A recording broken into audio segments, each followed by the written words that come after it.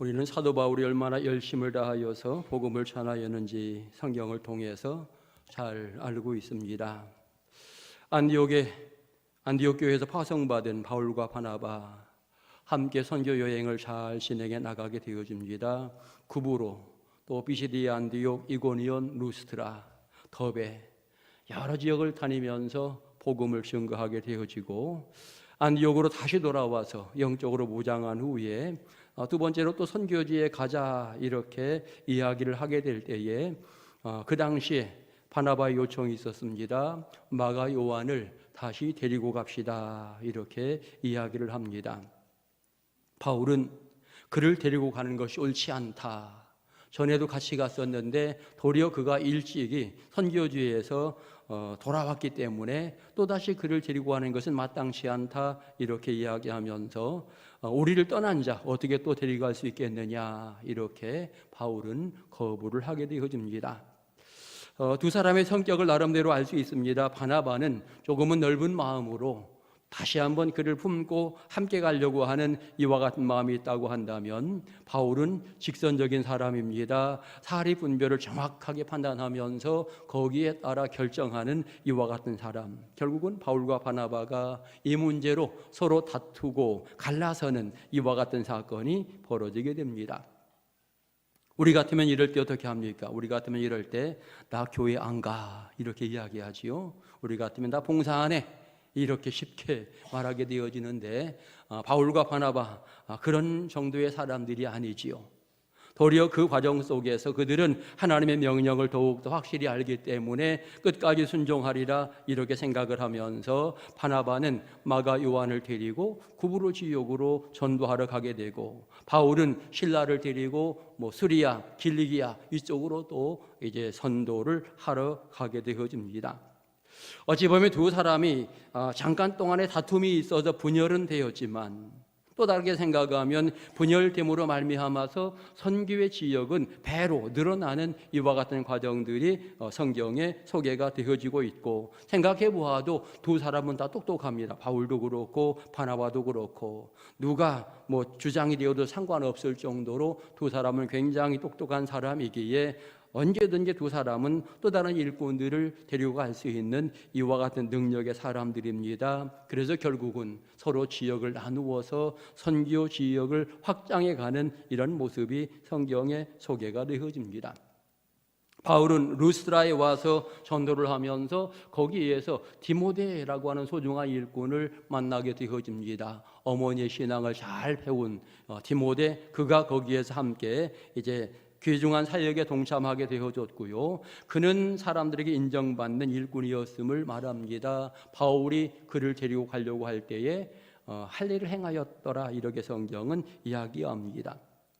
바울이 할례를 소중하게 생각해서 한 것이 아니고, 어찌 보면 유대인들에게 복음을 전하려고 하게 될 때에 유대인들은 할례를 굉장히 많이 따집니다. 그래서 그와 같은 관점에서 할례를 받게 되었고요.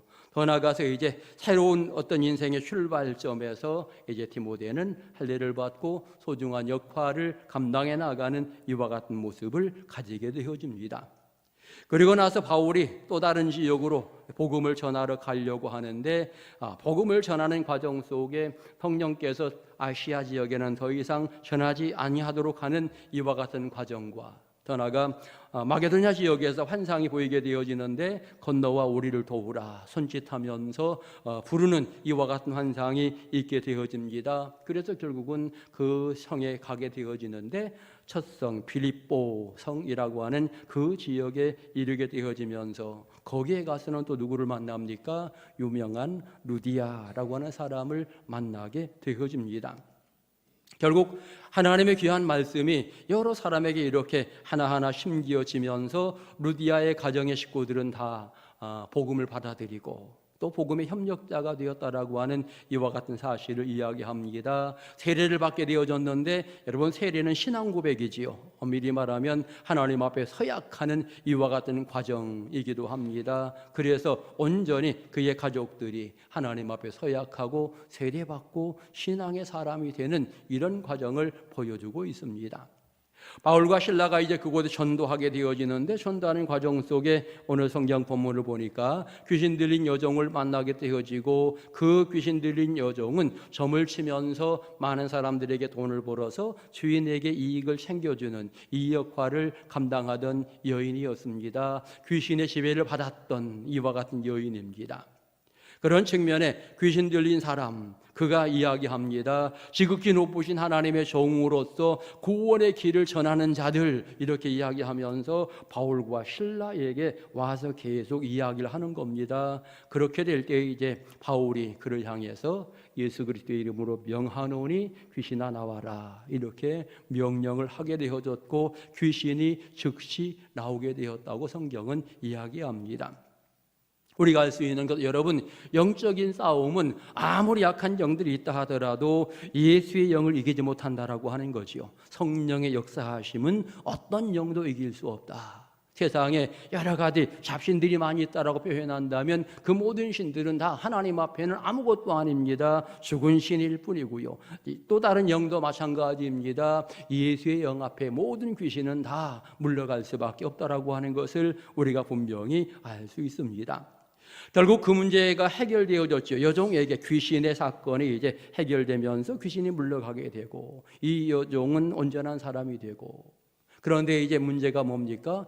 이제 더 이상 점을 칠 수가 없습니다. 그래서 이 사람 주인에게 돌아갈 이익이 완전히 끊어진 이와 같은 상태가 되니까 주인이 화가 나서 바울과 실라를 잡아가지고 이제 옥에 가두게 되어지는데, 뭐라고 이야기합니까? 이 사람들은 우리 로마 사람들이 받아들이지 못하는 유대의 풍속을 우리에게 전합니다. 우리 성을 굉장히 시끄럽게 요란하게 만드는 이런 역할들을 진행해 나갑니다. 이렇게 이야기하면서 많은 사람들이 함께 고발하면서 감옥에 갇히는 이와 같은 과정, 오늘 성경의 내용이 되겠습니다. 결국 감옥에 가두면서 든든히 지키라, 발에 샥골을 채우는 이와 같은 일들이 있습니다. 하지만 성경을 보니까 그런 과정에서도 바울과 실라가 기도하고 찬송하는데 옥에 있는 사람들이 함께 들었더라, 이렇게 성경은 말해주고 있습니다.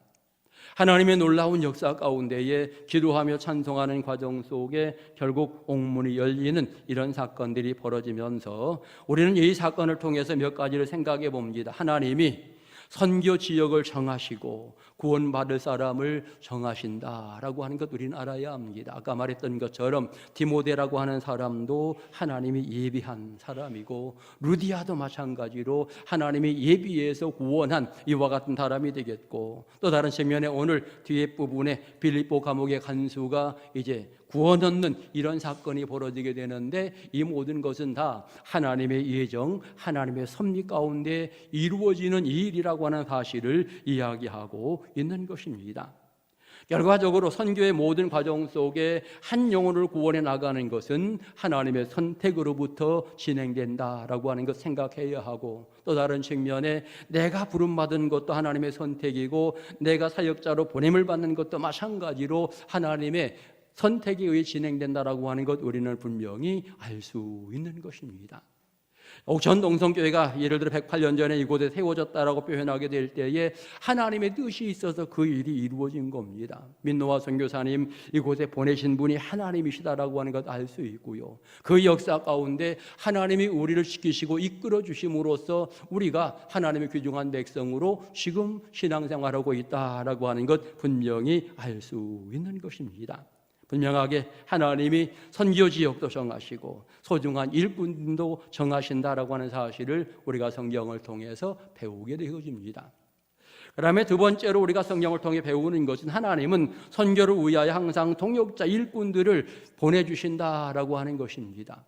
바울과 바나바가 함께 할 때도 있었지만 나뉘어지니까 바울은 실라, 또 바나바는 마가 요한, 이렇게 함께 또 일들을 진행해 나가는 모습을 보게 되어집니다. 그 이후로는 예를 들어 바울이 디모데와 또 다른 일꾼들과 함께 사명을 감당하게 되어지는데, 가는 지역마다 소중한 일꾼들을 불러서 함께 선교에 동역하게 하고 좋은 열매를 맺게 하는 이와 같은 역할들을 구체적으로 진행해 나가게 되는 것입니다. 그래서 선교를 진행해 나갈 때 하나님이 동역자를 세워주신다라고 하는 것입니다.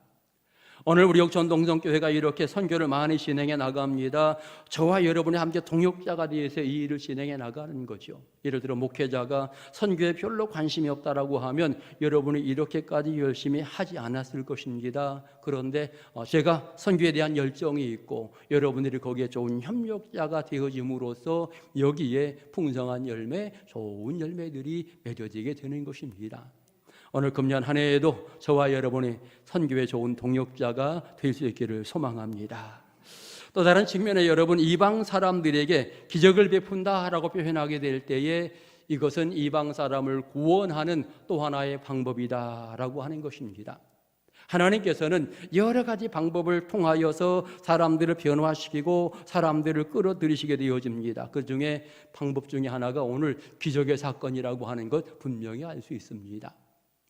여러분, 옥중의 간수가 바울과 실라 앞에 무릎을 꿇는다라고 하는 것은 인간적인 생각으로 있을 수 없는 일입니다. 어떻게 그 앞에 무릎을 꿇을 수 있는가? 그런데 기적 앞에, 기적이 이루어지는 놀라운 사건 앞에 그들은 바울과 실라 앞에 무릎을 꿇는 이와 같은 모습이 있게 되었고, 착고가 풀리는 이와 같은 사건들이 진행될 때에 그들은 전능하신 하나님을 생각할 수밖에 없는 이와 같은 상황이 벌어지게 되어집니다. 하나님께서는 그 가정을 구원하시려고 이와 같은 기적의 사건을 열어주셨다라고 하는 것을 알 수 있게 되는 것입니다.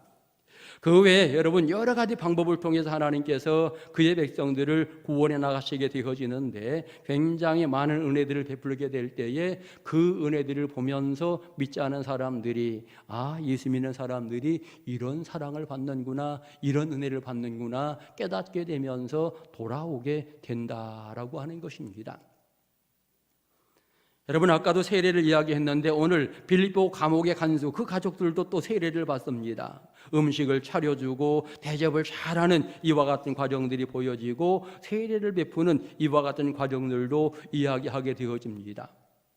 예수에 대해서 전혀 모르던 사람들, 어찌 보면 하나님에 대해서 전혀 생각지 않았던 이 사람들인데, 이들이 결국 이 한 사건을 통해서 완전히 변화되어지고 예수 믿겠노라고 고백을 하니까 이들은 세례받을 수밖에 없는 이와 같은 상황에 이르게 되었다라고 하는 거죠. 여러분, 신앙이라고 하는 것은 무엇인가 많이 알아야만 하나님의 귀한 백성이 되는 것이 아니라 주님의 놀라운 역사로 하나님의 귀중한 백성이 되고 그의 입술로 고백하게 될 때에 이렇게 세례의 놀라운 은혜를 누리게 된다라고 하는 것 알 수 있습니다.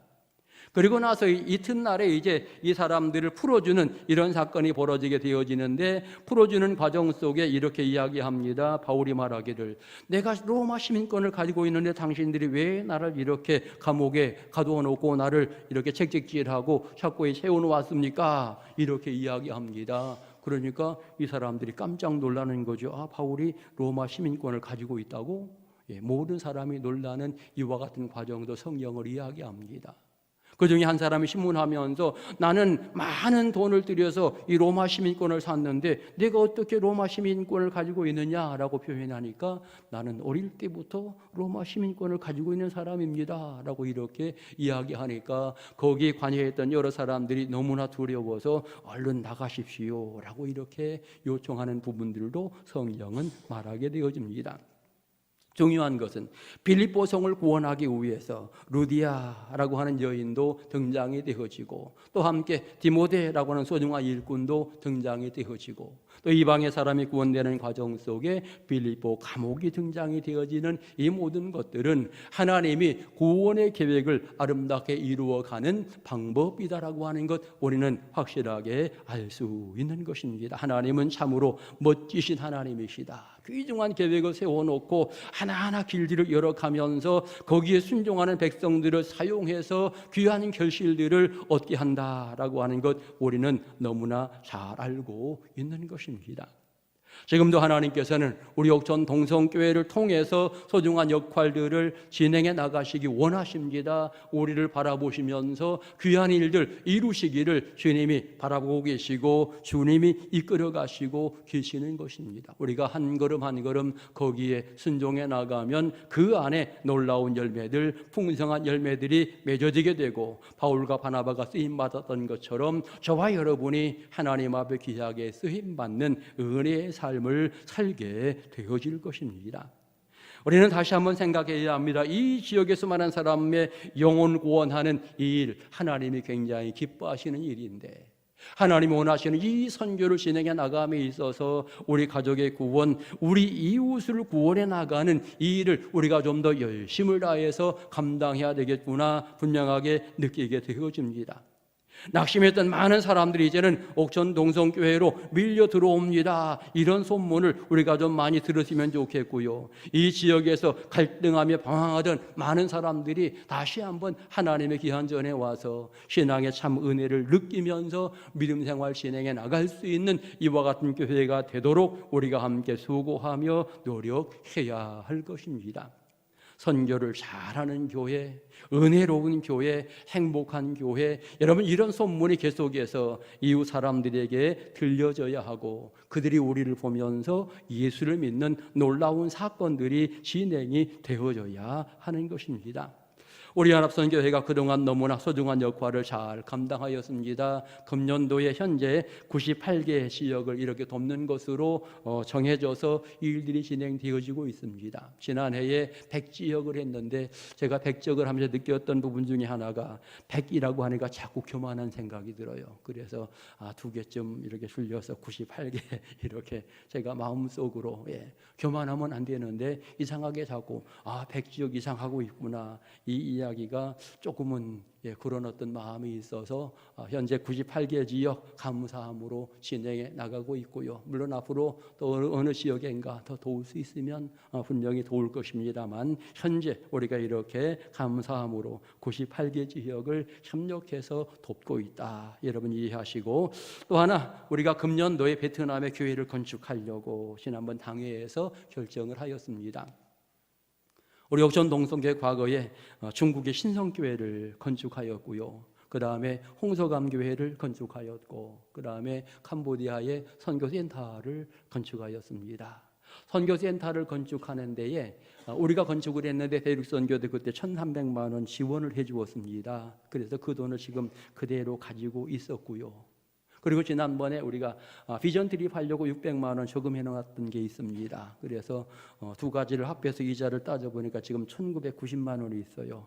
그래서 이 돈을 가지고 우리가 또 의미 있게 베트남의 롱크라이나 교회를 건축해야 되겠다. 그 교회는요 다낭에서 한 2시간 정도 가는 이와 같은 지역에 있는 교회인데 옛날에 양철로 지어진 이와 같은 교회이고요. 이제는 녹이 슬어서 비가 새는 이와 같은 상황이고 또 교인이 100여 명 되다 보니까 굉장히 좁아서 어려운 이와 같은 상황이 되어서 부득불 교회를 지어야 된다. 한 40평을 짓는 데에 아마 3천만 원 조금 더 드는 것 같습니다. 그런데 본인들이 1,000만 원 준비해서 하겠습니다. 옥천 동성교회에서 2천만 원만 해주시면 우리가 교회를 아름답게 짓겠습니다. 땅도 준비되어 있습니다. 이렇게 다 얘기가 되었고요.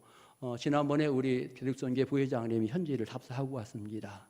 제가 가서 답사를 해야 되는데 제가 너무 바빠서 가지 못했고요. 그분이 다 보고 와서 맞습니다. 다 준비가 되어 있고 교인들로 열정이 있고 교회 지어줬으면 좋겠습니다. 이렇게 보고를 받게 되어서 지난번 당회에서 이 부분 결정되어서 이제는 베트남에 이제 우리가 4번째 기회를 짓게 되었다. 이렇게 여러분들이 생각을 하시기 바라고 또 여러분이 계속해서 이와 같은 일에 협력해 주시고 함께 후원해 주시면 또 앞으로 또 헌금이 모아지면 또 다른 교회를 짓는데 계속해서 이 일들이 진행이 되어질 것입니다. 저는 요즘 그런 생각을 해봅니다. 우리 옥천 동성교회가 이제 교회 증축을 조금 해야 되겠다 그런 생각을 하고 또는 부속 건물을 좀 지어야 되겠다. 계산해 보니까 요즘 건축비가 비싸서 굉장히 많은 비용이 들어갑니다. 그런데 저는 마음속으로 우리가 해외 교회 건축하면 우리 교회는 하나님이 지어주실 거야. 저는 그렇게 생각하면서 이 일도 잘 될 거다라고 생각하면서 하나님 앞에 엎드려 늘 기도하게 되어지는데 여러분 주님 앞에 쓰임받는 것이 얼마나 귀하고 아름다운 일인가. 우리가 뭔가 할 수 있다라고 생각할 때에 부족한 나를 하나님이 사용하시니 너무나 감사합니다. 물론 어떤 성도님들은 가정마다 20만 원, 30만 원씩 이 선교원금 하시는 가정들 많습니다. 참 너무나 감사하고요. 정말 최선을 다해서 그렇게 일들이 진행될 때에 많은 지역에 선교를 하게 되고 또 이렇게 건축도 하는 이런 일들이 진행이 되어진다. 여러분들이 마음속에 기억하면서 할 수 있는 것이 정말 하나님의 놀라운 축복인 것을 깨달으시고, 특별히 모든 선교의 주체는 하나님이십니다. 우리를 사용하여서 하나님이 그 일을 진행해 나가시는데 여러분 모두가 그 일에 귀하게 쓰임 받으시기 바라고, 쓰임 받으면서 하나님의 귀중한 사랑받는 은혜의 성도들 될 수 있기를 축원합니다. 내가 조금이라도 주의 일을 감당하려고 마음 먹으면 하나님은 여러분의 가정을 책임지시고 축복하시는 줄 믿습니다. 기도드리겠습니다. 하나님 감사합니다. 오늘 연합선교회 회원들 또다시 헌신하는 마음을 가져봅니다. 그들의 마음과 정성을 받아주시고 금년 한 해에도 여러 지역을 섬기고자 할 때 부족함이 없게 하시고, 해외 교회를 싣고자 할 때에도 부족함이 없도록 놀라운 주님의 사랑을 부어 주옵소서. 모든 회원들을 축복하여 주옵소서. 예수님의 이름으로 기도드립니다. 아멘.